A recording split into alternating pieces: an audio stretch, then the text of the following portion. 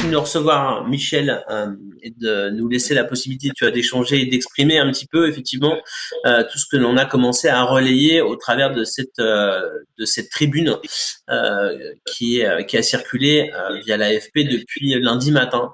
Ce qui s'est passé, c'est qu'à l'annonce des annonces d'Emmanuel Macron, très très attendu forcément par l'ensemble du secteur que l'on représente un peu plus spécifiquement, qui est le spectacle, hein.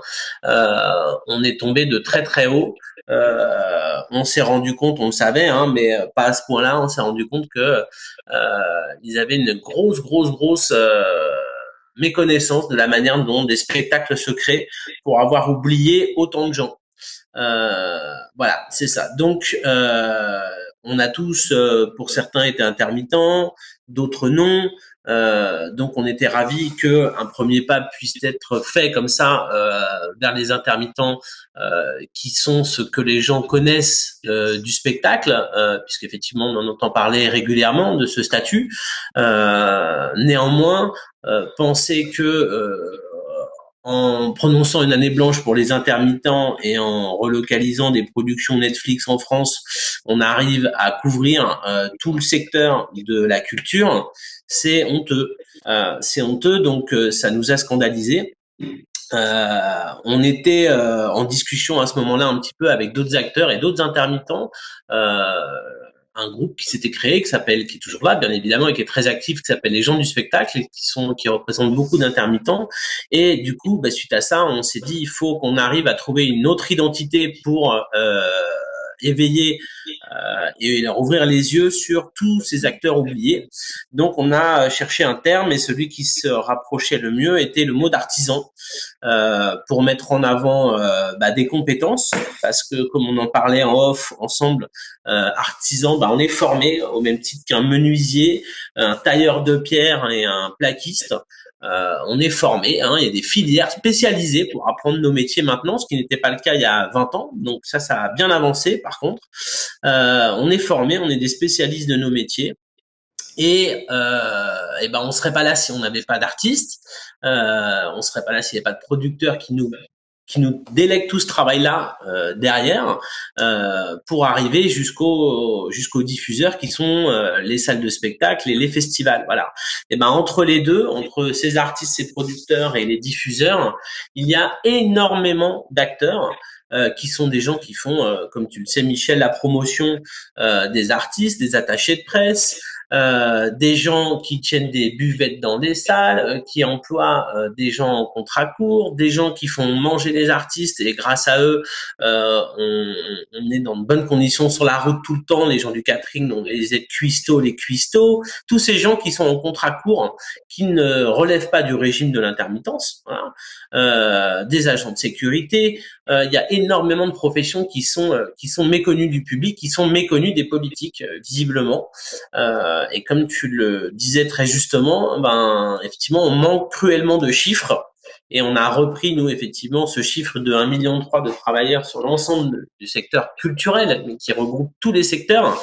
Et on l'a mis face à ce chiffre des intermittents, juste pour essayer d'éveiller les gens à ce différentiel entre ces deux chiffres, hein, parce qu'il y a à peu près 100 000 intermittents indemnisés.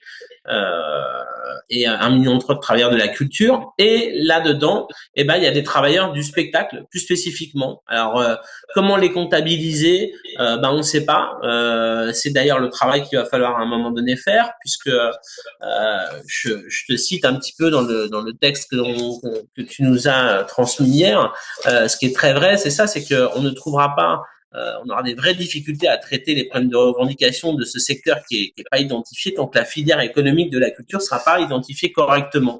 Et toutes les revendications, effectivement, patronales ou salariales resteront d'être mortes puisqu'elles émanent d'un domaine qui n'est pas connu, pas identifié. Et ça, c'est une réalité. Et voilà. Donc, du coup, on s'est dit comment on peut agir par rapport à ça. On a écrit une tribune. On s'est pas dit qu'on allait se lancer dans une pétition, voilà, parce qu'on trouvait qu'une tribune était vraiment adaptée pour essayer de s'exprimer, et dans l'idée pas que des gens militent ou soient subversifs, mais que des gens nous soutiennent.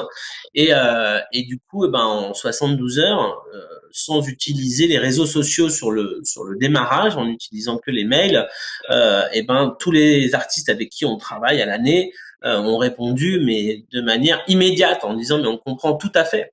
Pour la plupart d'ailleurs, ils avaient déjà aussi soutenu les gens du spectacle, tous les intermittents, en grande majorité, et eux le savent plus que tous. Ils savent, ils connaissent, ils identifient tous ces gens qui sont en contrat court et tous ces petits entrepreneurs, alors qui parfois étaient certains intermittents avant, hein, qui ont monté des petites structures pour se facturer, pour essayer de se développer. Et voilà, et on a un secteur qui crée beaucoup de richesses. Et aujourd'hui, en 2020, eh ben, on est à l'âge de pierre et on est encore en train de voir des commentaires, d'ailleurs, hein, qu'on peut lire au travers des différents médias, de la majorité des gens qui pensent que on est en vacances quand on fait notre métier. Voilà. Et nous, on crée beaucoup de richesses. C'est un vrai secteur économique. Voilà, on parle d'une économie du spectacle. Voilà, les attachés de presse, elles travaillent en période de festival, 20 heures par jour, 18 heures par jour, pour défendre leurs artistes. Les techniciens, c'est exactement pareil. Dans les buvettes, ça s'affaire pour servir des boissons pour tout le public et avec le sourire, parce que tout le monde est bien content de pouvoir bénéficier de ça. Et puis d'aller dans une ville où il y a une vraie économie qui se développe, de voir les bars tourner, les restaurants tourner, et de voir toute cette osmose comme ça autour. Eh bien, pas de festivité. Hein, comme tu l'évoquais aussi, il y a ce terme aussi qui revient souvent à la vie culturelle et associative. C'est pareil, bah voilà, c'est représentatif, quoi. Et c'est une vraie économie. Et nous aujourd'hui, on fait un métier qu'on défend parce qu'on est tous des passionnés, et on voudrait que notre secteur soit reconnu et que tous ces indépendants et contrats courts de ce secteur ne soient pas oubliés des mesures du gouvernement, ce qui est le cas aujourd'hui. Voilà. Donc voilà, donc effectivement, on essaye au travers des différents échanges d'avoir la possibilité d'échanger avec des ministres, parce que on n'est pas là pour militer, on est là pour essayer de trouver des solutions ensemble et essayer de leur expliquer quels sont les acteurs qui ont été oubliés. Le ministre de la Culture le disait sur le perron de l'Élysée, nous allons travailler pour essayer d'oublier personne, essayer d'identifier tous les acteurs, mais pour le moment, ce travail n'est pas fait. Et encore, à l'Assemblée nationale hier, le ministre de la Culture, sur une question d'une députée sur cette problématique répondait, mais nous allons demander à ce que toutes les productions de Netflix soient relocalisées en France, et les intermittents, c'est très important, mais le message n'est toujours pas passé visiblement. Voilà. Donc il y a urgence, vraiment extrême urgence à ce que tous ces acteurs soient reconnus. Voilà, on en est.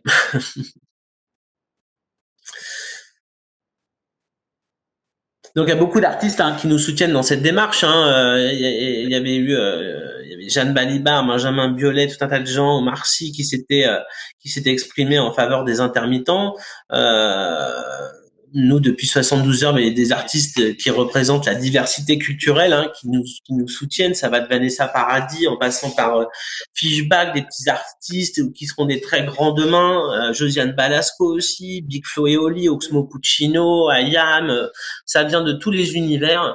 Vraiment, tous les artistes nous soutiennent majoritairement sur cette problématique qui les préoccupe beaucoup aussi.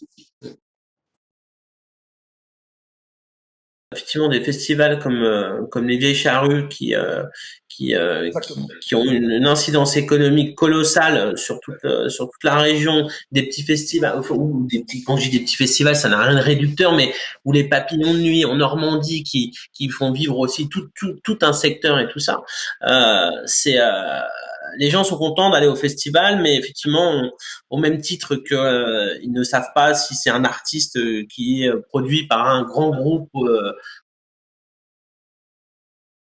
on souhaite tout simplement au plus vite éveiller le gouvernement à tous ces secteurs oubliés. Donc, s'il faut faire un travail et les aider pour identifier tous ces secteurs et remettre à plat tous les codes d'activité des entreprises, regarder qui sont tous les gens en contrat court, comment faire pour les rallier à un code d'activité pour que, en l'espace de 4 filtres sur Excel, après, dans leur tableau au ministère de l'économie, on puisse arriver boum, à sortir un chiffre de cette filière du spectacle assez facilement, en disant bah voilà qu'il n'y a pas que des activités de soutien au spectacle vivant, on soutient tous le spectacle vivant. Est-ce qu'il faut pas tous qu'on revienne dans ce code d'activité? Est-ce qu'il faut en créer un autre?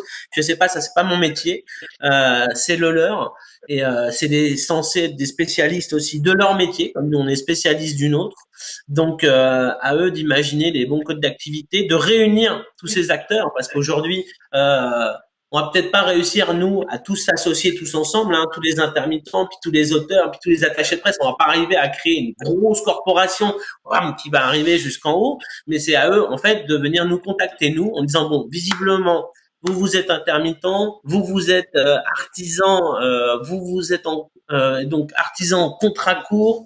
Bon, venez tous, on essaie de se mettre autour de la table et de réfléchir comment Voilà. on peut faire ça et de voir quelles sont les mesures qu'on peut mettre en place pour vous aider.